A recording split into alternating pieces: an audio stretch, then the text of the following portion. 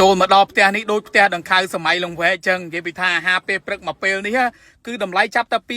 12000ឡើងទេហើយមួយចានថែមមួយចានពីផ្ទះម៉ែឌីល្បីណាស់នៅខាងសៀមរាបកំពង់ផ្ទុះដោយសារតែការ design របស់គាត់ស្អាតប៉ុន្តែតម្លៃវិញអាហារពេលព្រឹកគឺចាប់ពី12000ចូលញ៉ាំបានចឹងកុំច្រឡំថាផ្ទះសិទ្ធិផ្ទះដង្ខៅអីអត់ហ៊ានចូលថ្លៃអីគឺអត់ទេគឺគាត់លក់ផ្ដោតចង់បានភ្ញៀវក្នុងស្រុកអាហារពេលព្រឹកអញ្ចឹងកុំភ្លេចណាពុកម៉ែបងប្អូនមកសាកល្បងភ្លក់រសជាតិក៏ដូចជាការដេក័រផ្ទះរបស់គាត់គឺស្អាតមែនតើហាងម៉ែឌីនេះគឺមិនមែនទឹមបើកទេណាគឺប្រវត្តិយូរហើយប្រវត្តិហាងគាត់គឺជាប្រវត្តិហាងដែលទទួលសិទ្ធិពីអភិជនមន្ត្រីរាជការធំ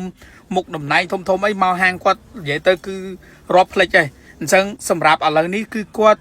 ចង់បានគោលដៅអតិថិជនហ្នឹងគឺក្នុងស្រុកដែលពុកម៉ែបងប្អូនអាហារពេលព្រឹកនៅកន្លែងគាត់អាហារពេលថ្ងៃអីហ្នឹងគឺគាត់មានជំរើសច្រើនមានជំរើស menu តម្លៃសមរម្យក៏មានតម្លៃបែបអភិជនក៏មានដែររបៀបមកជាក្រុមមកជាគ្រួសារធំទេសចរភ្ញៀវបរទេសអីមកជាក្រុមធំគឺយកមនុយដែលសម្រាប់ឈុតធំបរិមាណច្រើនបានប៉ុន្តែគាត់ក៏មានជាបរិមាណតិចហានេះឆ្ងាញ់ណាមុខម្ហូបរបស់គាត់មួយពុកម៉ែបងប្អូនដូចបាយឆារបៀបជាមួយផ្អកអីរបស់គាត់មិញគឺប្រចាំតកូលហើយមានតាំងពីប្រភេទនំខ្មែរនំអីហើយនេះហើយគឺជាហាងម៉ែឌីនៅកណ្ដាលក្រុងសៀមរាបអត់មាននៅណាឆ្ងាយទេ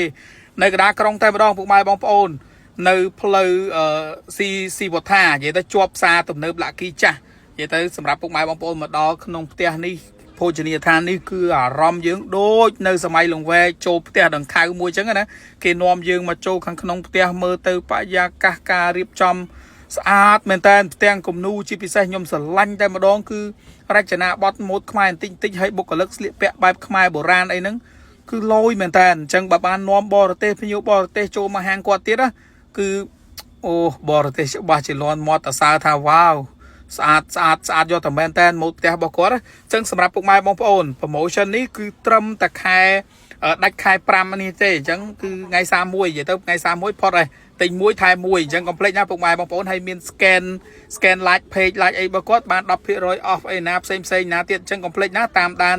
Facebook page របស់ម៉ែឌីដើម្បីបានដឹងព័ត៌មានពិសេសហើយនៅកន្លែងគាត់ក៏គាត់មានជាប្រភេទនំនេករបស់ញ៉ាំលេងអាហារពេលព្រឹកអាហារពេលថ្ងៃគឺគាត់មានធ្វើរបៀបនំខ្មែរនំគ្រក់បាញ់ឆាវអីចឹងទៅគឺច្រើនយកតែមែនតើអញ្ចឹងនេះជាការអាប់ដេតមុខមាត់ថ្មីមួយរបស់ផ្ទះម៉ែឌីនិយាយទៅហាងម៉ែឌីគឺគាត់ពីមុនគឺជាអតាលជាអីប៉ុន្តែគាត់នៅមានអតាលគាត់ថាឥឡូវគឺគាត់កែប្រែមុខមាត់ទៅជាផ្ទះបុរាណឲ្យចំឲ្យចូលទៅក្នុងកន្សឹបម្ហូបខ្មែររបស់គាត់ដោយសារតែមុខម្ហូបរបស់គាត់ភាគច្រើនសិតតែមន្ត្រីអុកញ៉ាអ្នកមានអភិជនដែលគាត់កំងយកទៅញ៉ាំការសម័យកូវីដនឹងដោយសារតែស្នាដៃរបស់ម៉ែឌីគឺជាស្នាដៃមួយដែលស្នាដៃរូបមន្តចងប្តីនិយាយទៅចងជើងប្តីព្រោះគាត់ធ្វើម្ហូបឆ្ងាញ់ដើម្បីឲ្យប្តីគាត់ក៏ដូចជាគ្រួសារគាត់បានរីករាយជាមួយនឹងម្ហូបអាហាររបស់គាត់ចឹងទៅដូចចងជើងប្តីអីចឹងទៅអាហ្នឹងជាអត្ថន័យរួមរបស់ផ្ទះម៉ែឌីភាគច្រើនមុខម្ហូបរបស់គាត់គឺចេញមកពីស្នាដៃរបស់ម្ចាស់ហាងផ្ទាល់តែម្ដងគឺបងស្រីចឹងសម្រាប់នៅកន្លែងគាត់មានតាំងពីបបរមានតាំងពីអាហារពេលព្រឹកសាមញ្ញបបរឈាមជ្រូកបបរអីចឹងណាពុកម៉ែបងប្អូនអញ្ចឹងតម្លៃអីចាប់ពី12000ឡើងចឹងកុំច្រឡំថាអូយ10 20 30ដុល្លារបានចូលបានហាងនេះអត់ទេមានកាហ្វេ Fin មានកាហ្វេអីសាមញ្ញដែលពុកម៉ែបងប្អូនទៅញ៉ាំនៅកន្លែងគាត់បានអញ្ចឹងបើទោះជាថ្លៃជាងតាមផ្លូវធម្មតាបន្តិចមែនប៉ុន្តែយើងទទួលបានបទពិសោធន៍អារម្មណ៍ថ្មីជាមួយនឹងការរៀបចំសេវាកម្មបដិសណ្ឋារកិច្ចគឺ perfect ឡយមែនតើស្អាតខ្លាំងអញ្ចឹងសម្រាប់នៅនេះគឺយើងអត់បារម្ភរឿងថាអស់លុយច្រើនទៀតទេមកអាហារពេលព្រឹកមានកាទៀវឆាអីសាមញ្ញរបស់ញ៉ាំអីតិចតួចអញ្ចឹងគឺមានហើយមួយចានថែមមួយចានទៀតពិសេសត្រង់ហ្នឹងអញ្ចឹងណាកុំភ្លេចណាពុកម៉ែបងប្អូនដូចឃើញអញ្ចឹងអាហារពេលព្រឹកគាត់មានច្រើនណាមានតាំងពីកាទៀវឆាមានសយ៉មានអីសយ៉ជៀនសយ៉អីដាក់អញ្ចឹងទៅបាញ់ឆាវរបស់គាត់ចាក់ធ្វើភ្លាមដាក់នៅខាងមុខភ្ញៀវយើងមកអញ្ចឹងយើងអាចឈរមើលគាត់ធ្វើបានណាព្រោះអត់មាននៅខាងក្រោយអីទេគឺគាត់ធ្វើនៅខាងមុខតែម្ដងដើម្បីឲ្យភ្ញៀវបានឃើញចាក់បាញ់ឆាវគឺចាក់ភ្លាមជ្រូកអាំងបែបជ្រូកអាំងបដាអីហ្នឹងក៏គាត់មានអាំងផងអីផងកាប់ដាក់ញ៉ាំជាមួយទឹកប្រហុកអីចឹងទៅអញ្ចឹងសាមញ្ញសបោបែបនិយាយទៅច្រើនមុខមែនតើនៅផ្ទះម៉ែឌីដែលគាត់មានអញ្ចឹងសម្រាប់ពុកម៉ែបងប្អូនដែលមកនេះគឺត្រូវទាំងរបៀបសាមញ្ញពេលព្រឹកចង់របៀបពេលថ្ងៃបែបមនុយសាមញ្ញដែលតម្លៃធូរក៏គាត់មានជាអាឡាកាតបើចង់មកជាលក្ខណៈឈុតធំចេះក្រុមធំមិនត្រូវពួកតម្លៃនេះគឺតម្លៃអភិជនហើយខ្ញុំអាចនិយាយចឹងបានព្រោះហាងគាត់គឺល្បីខាង ប្រហូបសិតតែមន្ត្រីរាជការអ្នកមុខការធំដែលចូលចិត្តមកកន្លែងគាត់ដោយសារតែការរៀបចំរបស់គាត់គឺមិនថាំគ្រឿងច្រើនបរិមាណគឺត្រូវជាមួយនឹងអ្នកមកជាលក្ខណៈក្រុមមកជាលក្ខណៈគេមកឡានធំក្រុមធំអ្នកមុខការអីចឹងគឺគេមកគ្នាច្រើនណាមានអង្គរៈមានកូនចៅមានអីចឹងមុខម្ហូបគេគឺចេញមកគឺគ្រប់តែម្ដងហើយដូចប៉ុន្តែអាហារពេលព្រឹកគាត់ក៏មានសម្បូរបែបដែលអ្នកទាំងអស់គ្នាអាចជ្រើសរើសបានហើយរបៀបនេះរបៀបមហូបប្រចាំកន្លែងគាត់មួយទៀតគឺក្តាមប្រៃរបស់គាត់ហ្នឹងគឺគាត់ធ្វើឆ្ងាញ់មែនតើក្តាមប្រៃរបស់គាត់គឺគាត់មានតាក់តិចផ្អាប់របស់គាត់មានទឹកត្រីទឹកអីរបស់គាត់រៀងខាប់នេះអូតំណងជាតិណាឆ្ងាញ់មហូបខ្មែររបស់ម៉ែឌីខ្ញុំអាចនិយាយបានថា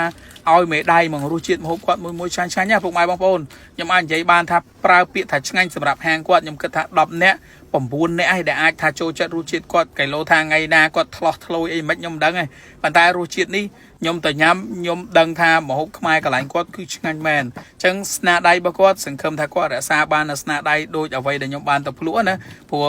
ពេលពុកម៉ែបងប្អូនទៅញ៉ាំបានរសជាតិបែបមិនត្រូវមាត់មិនត្រូវមាត់ជួយខមមិនផងព្រោះមាត់របស់យើងម្នាក់ខុសគ្នាហើយពេលវេលាដែលគាត់ធ្វើខ្ញុំមិនដឹងថាគាត់ធ្វើទៅចាំដៃបានរហូតអត់ទេណាប៉ុន្តែខ្ញុំឃើញស្នាដៃរបស់គាត់ចុងភៅរបស់គាត់នៅមួយគាត់សិតតែយូរហើយដូចប្រភេទមាន់ប្រភេទប្រហុកដូចអីនេះគឺសិតតែមុខម្ហូបដែលគាត់ជំនាញយូរឆ្នាំហើយមិនមែនទៅថ្មីទេម៉ែឌីយូរហើយអញ្ចឹងសម្រាប់ពុកម៉ែបងប្អូនដែលជាអ្នកចូលចិត្តម្ហូបខ្មែរទៅលេងខេត្តសៀមរាបចង់បានសាកភ្លក់កន្លែងដែលចំអអតេនតិចនាំបរទេសទៅញ៉ាំឬក៏ថាទៅលក្ខណៈគ្រួសារចង់ឲ្យមានអារម្មណ៍ថ្មីប្លែកលើកមុខលើកមាត់ដូចបានតែញ៉ាំបាយនៅក្នុងផ្ទះដង្ខៅសម័យលង្វែកអីចឹងណាអញ្ចឹងគឺអាចមកកន្លែងគាត់បាននិយាយទៅសេវាកម្មបុគ្គលិកគេលើកយកមកឲ្យយើងនិយាយពីថាអូយការស្លៀកពាក់ឡើងចដើផ្ទះអីចឹងមកទៀតមកគឺដូចមែនតើដូចនៅក្នុងផ្ទះដង្ខៅសេដ្ឋីសម័យពីដើមអញ្ចឹងណាព្រោះអីមុខម្ហូបគេរៀបចំចេញមកគឺសាមញ្ញមានច្រើនសេរីអញ្ចឹងបាទខ្ញុំថានេះសិតតែមុខម្ហូបធំហើយ drink ភេសជ្ជៈរបស់គាត់អីគឺច្រើនដែលអ្នកទាំងអស់គ្នាអាចហៅបានដូចគ្នាហើយមុខម្ហូបរបស់គាត់មួយសិតតែមានឈ្មោះចំនួនប្លែកមែនតើតែគាត់មានការរៀបរាប់ណែនាំប្រាប់យើងថាម្ហូបនេះឈ្មោះអីឈ្មោះមួយគឺតាក់ទាញព្រោះម៉ែឌីគឺគាត់ដាក់ឈ្មោះមកគឺដាក់ឈ្មោះចងជើងប្តីហ្មងហើយ drink ភេសជ្ជៈរបស់គាត់មកមួយគឺទំនងអញ្ចឹងសម្រាប់ពុកម៉ែបងប្អូនអ្វីដែលខ្ញុំរីកមិនខ្លាំងនៅកន្លែងគាត់មុខម្ហូបគាត់ហ្មងគឺប្រភេទម្ហូបអារបៀបញ៉ាំជិបចប់បែបស្រុកស្រែគឺគាត់ធ្វើបានឆ្ងាញ់គ្រឿងជាពិសេសដូចផ្អកដូចអីចេះអូឆ្ងាញ់មែនតើ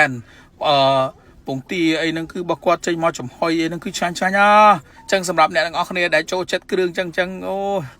ទៅកន្លែងគាត់ដឹងតែជាប់ចិត្តហើយអញ្ចឹងសម្រាប់អ្នកទាំងអស់គ្នាបើចង់ញ៉ាំរបៀបម្ហូបឈុតធំច្រើនចេះខ្ញុំរីកមិនទៅគ្នាច្រើនព្រោះតម្លៃគាត់ក៏ក្រែលដែរនិយាយទៅគឺគាត់ធ្វើមកបរិមាណច្រើនណាតម្លៃហ្នឹងគឺទៅតាមអ្នកដូចស្លនេះមួយឆ្នាំងនេះវាចូលចាក់ញ៉ាំ6